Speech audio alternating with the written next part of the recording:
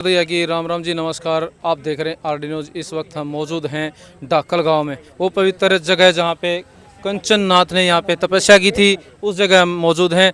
और मामला चला हुआ है राजनाथ साध्वी को लेके कि उन्होंने क्या यहाँ पे इल्ज़ाम लगाए हैं ढाकल के ऊपर। और हमारे बीच में अनिल कुंडू सरपंच हमारे बीच में हैं, उनसे जानने की कोशिश करेंगे। जी सरपंच साहब, राम राम, नमस्कार। नमस्कार जी। जी, क्या कहना चाहेंगे जिस तरह से मेरी तरफ से राम राम। क्या कहना चाहेंगे जिस तरह से माहौल था खुशी का, भाई कंचन नाथ ने यहाँ तपस्या की और पूरा सोशल मीडिया पे डाकल ही डाकल हो रहा था कि भाई बहुत अच्छा आपको महसूस हो रहा था, पूरा गांव खुश था। यहाँ पे औरतें नाच रही थी, झूम रही थी, बुजुर्ग से लेके बच्चों तक, मतलब पूरा माहौल खुशी से बना हुआ था। आज की बात की जाए तो राजनाथ साध्वी ने ऐसा क्या कर दिया कि आपके ऊपर ये लालसन लगा दिए? देखो जी, जो हमारा गांव डाकल है वो आज भी खुश है। हमारा गांव धार्मिक गांव है, इसमें कोई किसी तरह का है नहीं, विवाद नहीं है, भाईचारा हमारा बना हुआ है। साध्वी कंचन नाथ यहाँ पर 31 दिन तपस्या करके गई। सबसे पहले उसने 11 दिन की तपस्या शुरू की, लेकिन जैसे जैसे पैसा उसके पास बढ़ता गया, फिर उसने 21 दिन की कर दी, फिर उसने 31 दिन की कर दी। और इस तरह उसके पास है नहीं भंडारे वाले दिन भी है नहीं। 50 से 51 लाख रुपये, 10 से 20 लाख रुपये आए, टोटल मिला के उसके पास 50 से 51 लाख रुपये आए, जिसमें से उसने 2,80,000 रुपये दक्षिणा के रूप में साधु को दे दिए।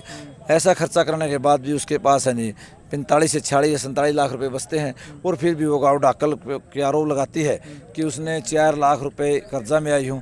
तो मेरे को ये बताओ साध्वी कि वो 4 लाख रुपए नहीं कैसे करी है? ऐसा उसने क्या करा दिया गांव डाकल के अंदर? कोई लाइब्रेरी बनवा दी, कोई धर्मशाला बनवा दी, या कोई मंदिर बनवा दिया जिससे उसके 4 लाख रुपए कर्जा हो गया? मैं साध्वी से कहता हूँ कि अपना हिसाब किताब दे।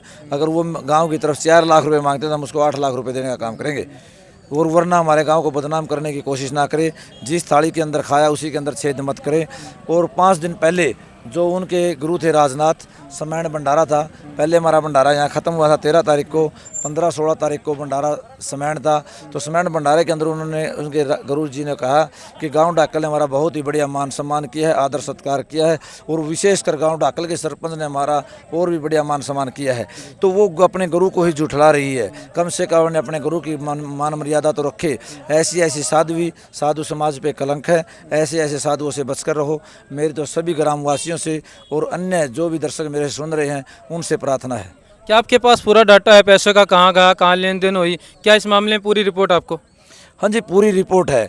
देखो, जो इसके पास पैसे आए वो तो जो हमारे गांव के सेवक थे वो बता रहे हैं कि हम डेली 30-32 हज़ार रुपये तो है नहीं, जो 10-10, 20-20 के नोट या 50-100 के नोट आते थे वो गिनते थे, और 500 रुपये के नोट वो साध्वी अपने पास रखती थी। तो ये आइडिया लगता है कम से कम 50,000 रुपये डेली उसके पास आते थे। ये हमारा आइडिया है, फाइनल नहीं है। और जो जिस दिन भंडारा था उस दिन उसने वो अपना संदूक रख रखा था। तो किसी ने 10,000 रुपये दिए, किसी ने 100 रुपये दिए, किसी ने 50 रुपये दिए, 15-20 लाख रुपये उस दिन आए। तो ये कुल मिला के 50 लाख रुपये करीब गए। तो जो इसका खर्च है, खर्च का हमारे पास पूरा बायोडाटा है कि 2,80,000 रुपये मैंने अपने हाथों से बांटे हैं।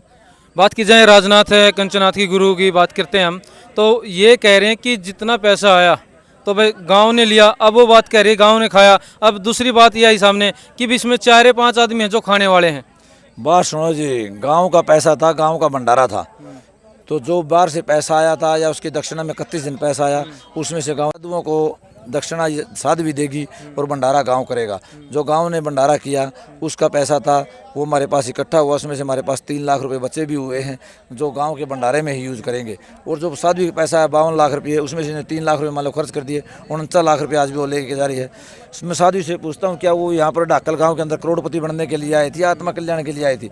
आप उससे पूछो, वो तो सिर्फ पैसे के पीछे पड़ी हुई है। साध्वी की तो उसके अंदर कोई है ही नहीं, साधुपना तो उसके अंदर है ही नहीं कुछ भी।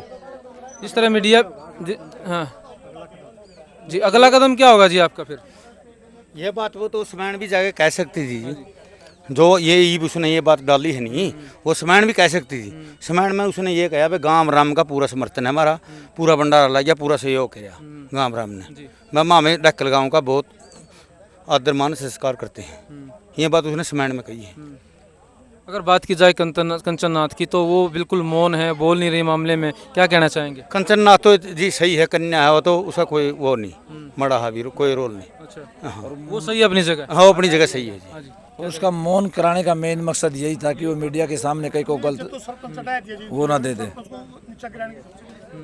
उसका मेन मकसद यही था मीडिया के सामने कि कंचन का मौन व्रत करा दे, ताकि ये है नहीं, ये कोई गलत है नहीं, हाँ भाई ये स्पीच बताया ना देखो दे बात दे। भाई को बोल जाए उल्ट सुल्ट बात बोल जाए, इसलिए मौन व्रत करा दिया उसका।